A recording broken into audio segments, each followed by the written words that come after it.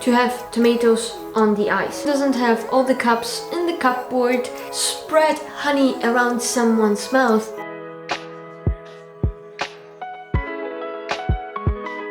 Idioms are like puzzles that reveal the heart of the language and the culture. And today we are going to explore 8 German idioms and their meanings. So let's start. First one is, das ist nicht mein Bier. Translated it is, that is not my beer. What a coincidence, Germans and beer. But it means that something isn't your concern or your problem. Hey, can you please help me with my math homework? Sorry, aber das ist nicht mein Bier. Second is, die Kirche im Dorf lassen. Translated, to leave the church in the village. When someone says that, they are advising you to not make things more complicated than they need to be.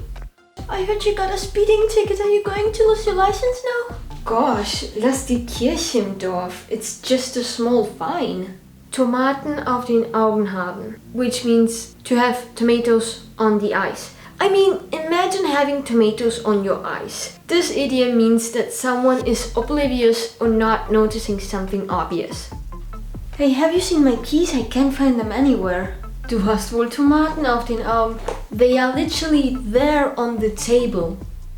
Das geht mir auf den Keks. This goes on my cookie. With this expression, you are saying that something really annoys you.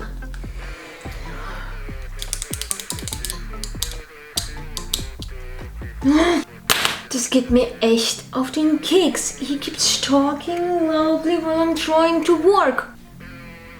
Oh, thank you.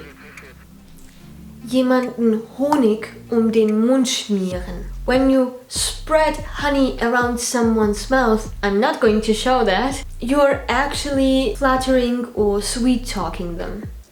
Hey, you are such a great colleague. And your ideas, wow, they are brilliant. Hör auf mir den Honig den Mund schmieren. What do you want?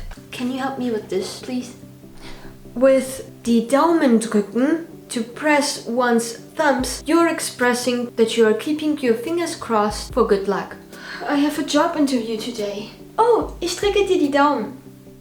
In der Klemme stecken, to be stuck in a clamp. It means you are in a tight spot or in trouble.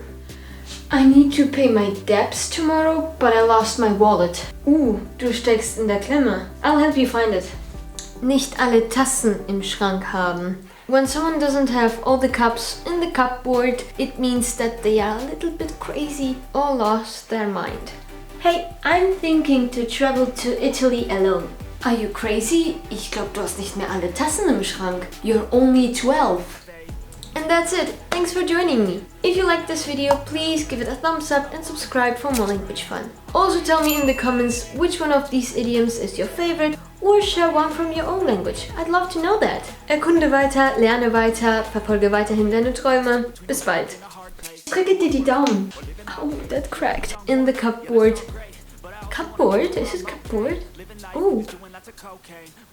Press one's thumbs. Oh, you.